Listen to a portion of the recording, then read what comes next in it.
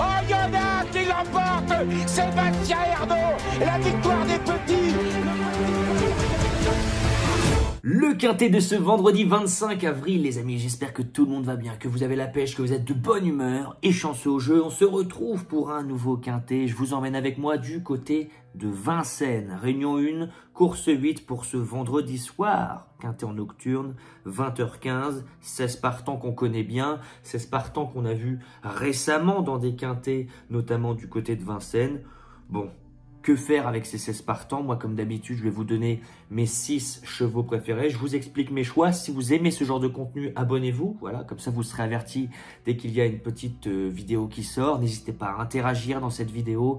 Envoyez des ondes positives, un petit like, ça fait plaisir. Un petit commentaire. Dites-nous votre avis. Donnez-moi, par exemple, vos 3 chevaux préférés pour ce quintet ou votre favori que vous pensez imbattable. On est là pour échanger, discuter, passer un bon moment. Et sur ce, c'est parti. Je pense que dans ce quintet, pour les personnes qui font des quintets en 6 chevaux, eh bien, on peut avoir tous des quintets différents pour la simple et bonne raison qu'on a le choix dans ce quintet entre des chevaux en forme, des chevaux peut-être un peu déclassés mais dont le degré de forme est incertain, des chevaux qui sont peu fiables et qui pourtant font partie des chevaux en vue, des chevaux qui ont fait un meeting de Vincennes, un meeting d'hiver de toute beauté, mais qui sont peut-être sur la pente descendante.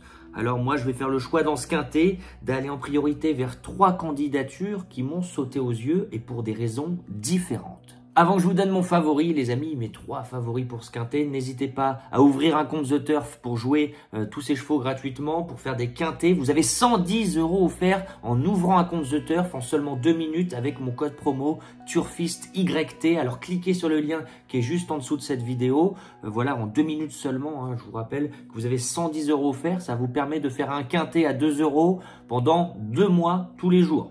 Voilà, donc si vous n'avez pas encore de compte The Turf, faites-le, 110 € offerts avec le code promo TurfistYT. Ça aide la chaîne à vivre, les amis, hein, parce que The Turf me donne une petite commission. Ça me permet de me payer un petit train pour aller à Vincennes, pour aller au contact des professionnels, pour aller à la cueillette aux informations et puis aussi pour rémunérer le travail totalement gratuit que je fais sur cette chaîne en analysant pendant des heures et en faisant une vidéo pour tous les quintets au trot. Ça me demande un temps énorme et voilà, si vous voulez avoir 110 € offerts, les amis, faites-le, faites profiter tout votre entourage. Et vous avez également le lien pour nous rejoindre dans le programme Turfist Pro, recevoir tous les matins dans votre boîte mail tous mes chevaux repérés, une analyse complète pour le quintet.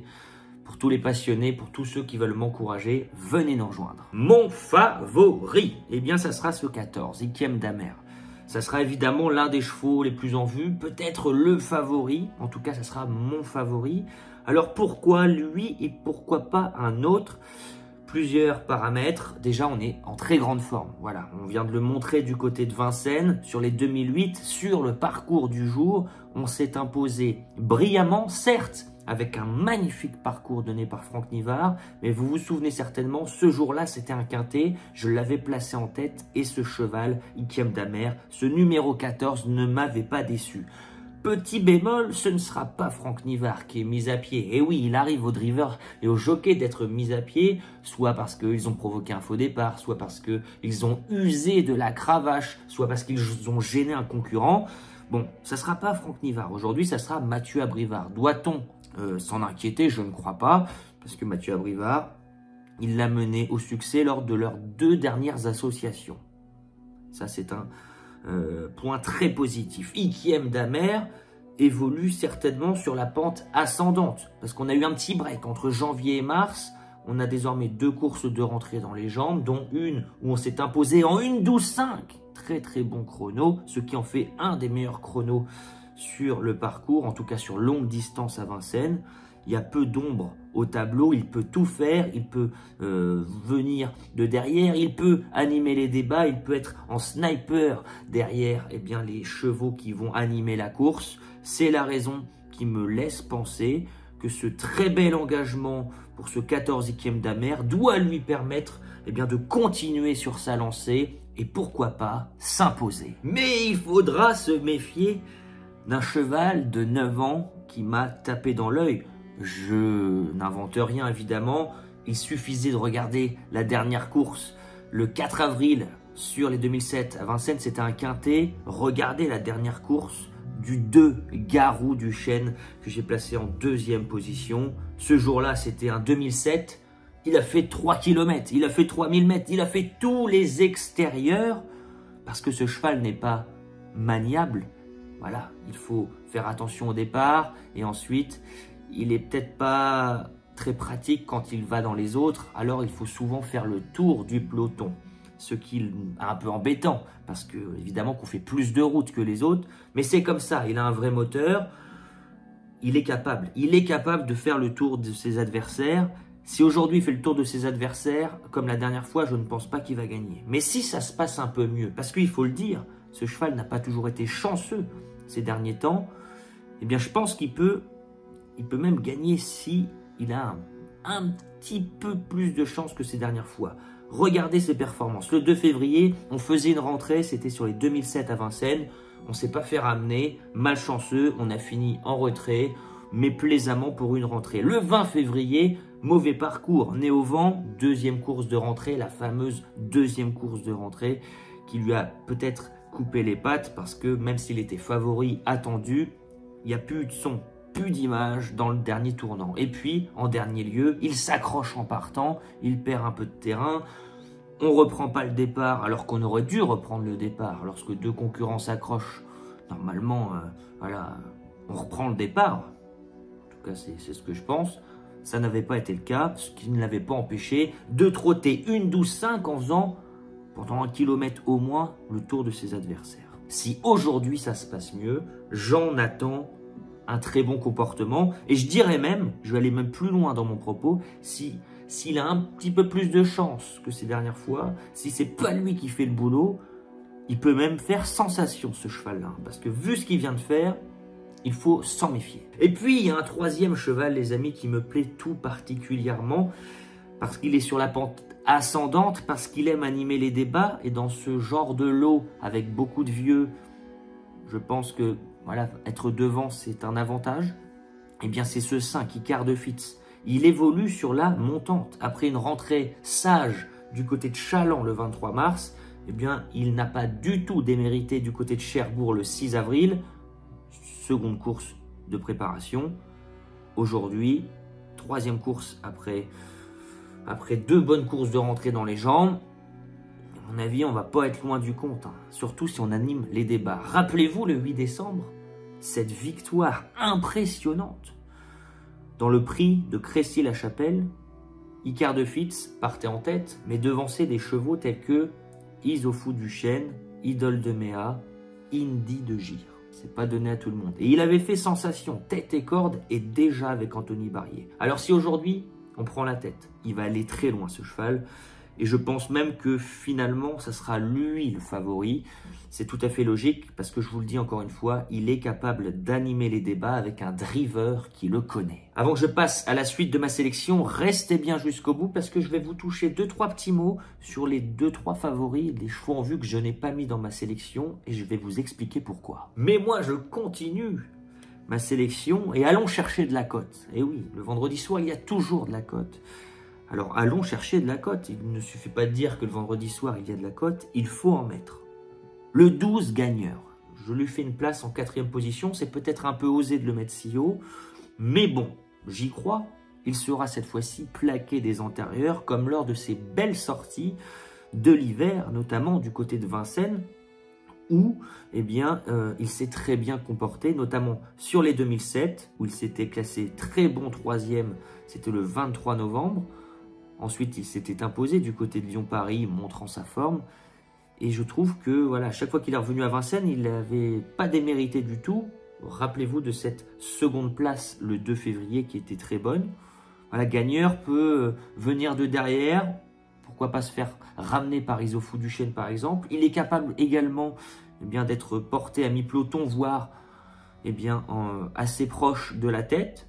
Bon, bah, ça sera à Fabien Jans, son entraîneur, son driver, de faire au mieux, hein, tout simplement. Donc voilà, on va lui faire une place à ce 12 gagneur parce que cette fois-ci, ça semble peut-être pas être une course visée, hein, parce que ça reste pas un engagement idéal face aux plus jeunes, mais on tente quelque chose, on le replaque comme lors de ces belles sorties de cet hiver.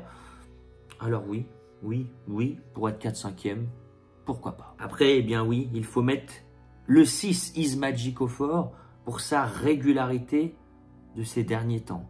Certes, les chronos lui donnent pas trop de chance, j'ai envie de dire, de gagner cette course, mais la régularité, avec la régularité de ces corrects, bons chronos, vont lui permettre eh bien, d'être dans le quintet tout simplement. Est-ce que ça va être 3e? Est-ce que ça va être 4e ou 5e? L'avenir nous le dira. S'il y a des défaillances de favoris, eh bien, il sera plus haut. Si tous les favoris font leur course, il sera seulement 5e. J'ai décidé de le mettre 5e. C'est Alex Abrivard. C'est l'écurie Christian Bijon, toujours en forme, toujours redouté, toujours redoutable. On doit faire avec. Et puis, pour compléter ma sélection, j'aurais pu mettre quelques favoris que je n'ai pas mis, mais c'est fait exprès. Mais je vais aller faire une place au 11 Hermès Express parce que, eh bien c'est Éric Raffin et parce que c'est Éric Raffin pour l'entraînement de François-Pierre Bossuet. Éric Raffin connaît ce cheval. Éric Raffin adore ce cheval. C'est vrai qu'il a été décevant la dernière fois, le 11 avril à Vincennes sur les 2008. On en attendait bien mieux que ça. Il était assez joué, il me semble qu'il était à moins de 10 contre 1. Et on n'a pas vu le vrai Hermès Express. On ne l'a pas vu du tout. Cependant, n'oublions pas qu'Hermès Express a très souvent très bien couru avec Éric Raffin. On insiste avec Éric Raffin. Si Éric Raffin considérait qu'il n'avait aucune chance, il ne resterait pas au sulky de ce 11 Hermès Express, mais son agent aurait fait le boulot pour trouver une meilleure drive dans ce quintet. C'est mon humble avis. Je fais confiance au sulky d'or en titre pour, dans ce lot de jeunes chevaux où le parcours fait la différence, eh bien je fais confiance à Éric Raffin pour mener dans le quintet le 11 Hermès Express. Je récapitule ma sélection les amis, mais avant, n'oubliez pas d'ouvrir un compte The Turf, 110 € offerts en 2 minutes. Je pars en tête avec le 14, Ikiem Damer, maniable, en forme, sur la montante. Mathieu Abrivard reste sur 2 succès avec lui. C'est un très bel engagement et ça sera donc mon favori. Et puis le 2 Garou du Chêne, une 12-5 la dernière fois en faisant le tour du peloton pendant au moins 1 km. Jugez là-dessus avec un peu plus de chance. Garou du Chêne peut même s'imposer. Mais attention également au 5 Icare de Fitz qui est capable d'animer les débats et qui va arriver aujourd'hui avec de grosses ambitions. Et puis ensuite, c'est un peu plus ouvert. Selon moi, je vais mettre le 12 Gagneur qui sera cette fois-ci plaqué. Peut-être que ça va lui permettre de rentrer dans le quintet.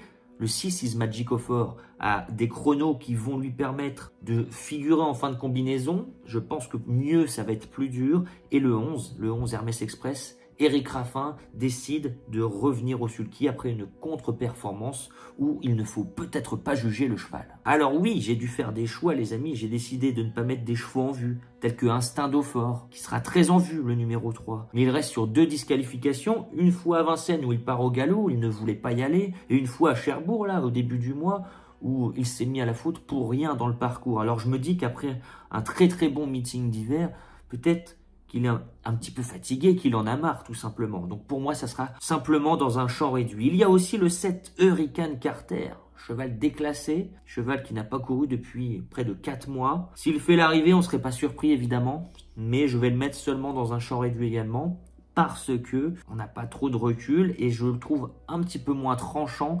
Voilà, lors de ces dernières courses, moins tranchant qu'avant. Donc on peut essayer de le faire. De faire 100, au moins de l'enlever de ses bases. Le 8 Aubryon Colmy, je me dis qu'après une longue absence, courir 3 courses comme ça, très rapprochées, c'est peut-être pas si bon que ça. C'est mon humble avis encore une fois. Le 10 Grand Roi Kaluma, je vais pas le mettre non plus dans mes 6 chevaux préférés parce qu'il m'a un peu déçu, faisant la faute pour rien ces derniers coups. Pour le reste, je pense que ça va être compliqué. Gilberto, le 15, mérite peut-être une note de méfiance parce que sa fin de course en retrait, c'est vrai, était tranchante. Pourquoi pas? 14, 2, 5, 12, 6 et 11. Qu'en pensez-vous les amis? J'attends vos commentaires. Voilà, donc j'espère que cette vidéo vous a plu. Sur ce les amis, je n'ai plus qu'à vous souhaiter vraiment beaucoup de chance au jeu. Et on se dit à plus tard. Ciao!